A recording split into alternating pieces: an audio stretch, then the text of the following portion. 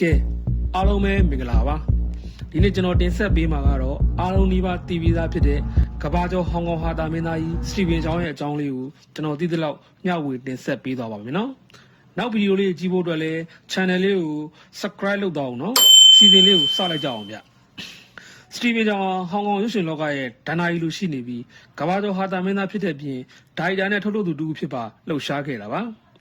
စတီဗင်ချောင်း1962ခုနှစ်ဇွန်လ22ရက်နေ့တွင်ဟောင်ကောင်မှာပဲမွေးဖွားခဲ့ပြီးတရုတ်အမည်ကတော့ကျိုးစိန်ချိဖြစ်ပါတယ်။စတီဗင်ချောင်းရဲ့တိတာထင်ရှားတဲ့ပုံရိပ်တွေကတော့အပေါ်ယံကြည့်ရင်အဓိပ္ပာယ်မရှိသလိုထင်ရပေမဲ့တကယ်မှာတော့နှက်ဆိုင်တဲ့လူငွေရေးနဲ့ရည်စရာကောင်းတဲ့ခြေနေတွေကိုမမျှော်လင့်တဲ့ဇလန်းတွဲတွေဖန်တီးတင်ဆက်ရမှာ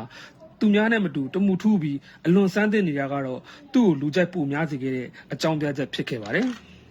စတီဗင်ချောင်းရဲ့ထင်ရှားတဲ့အောင်မြင်မှုတွေကတော့1990ပြည့်လွန်နေများတွင်ဟောင်ကောင်ရုပ်ရှင်လောကကြီးဟာတာဘင်အဖြစ်နေရာတစ်ခုရခဲ့ပါတယ်။သူပါဝင်တုပ်ဆောင်ခဲ့တဲ့1992ခုနှစ် Five Back to School ဇာတ်ကား1992ခုနှစ် Justin My Fat ဇာတ်ကားနဲ့1994ခုနှစ်မှာ From Beijing Wonslap စတဲ့ဇာတ်ကားတွေဟာအလွန်အောင်မြင်ခဲ့ပါတယ်။စတီဗင်ချောင်းဟာတရုတ်ဆောင်တယ်မကပဲဒါရိုက်တာဘက်မှာလည်းအလွန်ထူးချွန်ခဲ့သူတူဖြစ်ခဲ့ပါတယ်။2001ခုနှစ်မှာ Shaolin Scar ဇာတ်ကားနဲ့2004ခုနှစ်မှာ Kung Fu Hustle ဇာတ်ကားတို့ဟာကမ္ဘာနဲ့အောင်မြင်မှုရရှိခဲ့ပါတယ်။ Kung Fu Hustle ဇာတ်ကားဆိုရင်မြောက်အမေရိကမှာအကြီးဆုံးဝင်ငွေရရှိခဲ့တဲ့ဟောင်ကောင်ဇာတ်ကားတစ်ကားအဖြစ်တမိုင်းဝင်ခဲ့ပါတယ်။စတီဗင်ချောင်းရဲ့ထူးခြားတဲ့အမှုပညာလက္ခဏာတွေဟာသူ့ရဲ့ဇာတ်ကားတွေဟာလက်တွေ့ဘဝနဲ့တမန်လူတစ်ယောက်ရဲ့ရုန်းကန်မှုအိမ်မက်တွေနဲ့အချစ်ဇလန်းတွေကိုဟာတာအဖြစ်ပြောင်းလဲပြသနိုင်တာပါပဲ။သူ့ရဲ့ဟာတာဟန်တွေဟာနှလုံးသားနဲ့လူသဘောလူသဘာဝကိုနားလည်မှုတွေပေါင်းစပ်ပြီးပြသနိုင်တာကလည်းသူ့ရဲ့ထူးခြားတဲ့အမှုပညာအရေးချင်းပါပဲ။စတီဗင်ချောင်းဟာပြည်တွင်းနဲ့နိုင်ငံတကာဂုဏ်ပြုဆုတွေအများပြားရရှိခဲ့တယ်လို့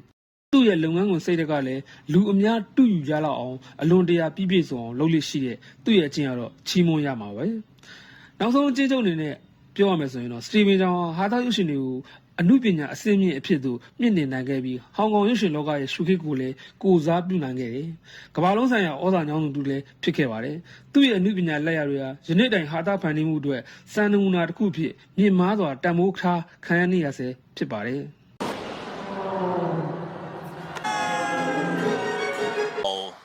亦都係有備而嚟嘅。